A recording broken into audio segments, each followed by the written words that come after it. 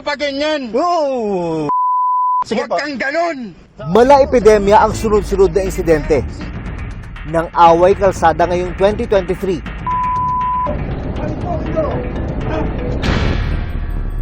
Binanggawa niya. Binanggawa niya yung bike. Akin na yung lisensya mo. Ako, nasa lugar ako. Akin na yung lisensya mo. Akin na. Pero kailangan bang umabot sa kamatayan? Kasunod ng gitgita ng dalawang truck, bumaba ang driver ng isa na sinigasaan naman ng isa pa. Gusto lang yun mapagtapos yung mga anak ko eh. Anak lang kinuha niya, sir.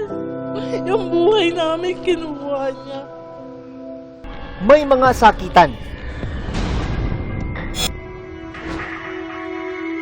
May naglabas din ng armas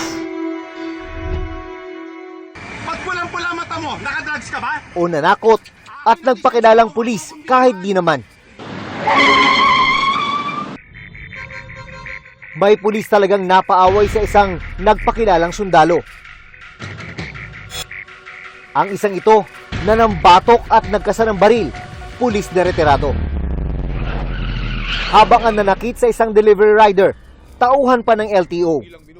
Habang ang isang kaso umabot sa Senado. Talaga bang pinaboran mo si Mr. Willie Gonzales dahil dati siyang pulis? No, sir, because I really don't have any reason to do so because I don't know him. Mga usaping hindi naman sana lalala kung palalabigin lang muna ang ulo. Kung halimbawa nagkasagian, dumaan ay gawin natin yung pag-usapan ng may diplomasya o ikaw na ang magbigay para makaiwas na lang tayo sa ganyang away sa kalsada na pwedeng mauwi sa hindi magandang resulta.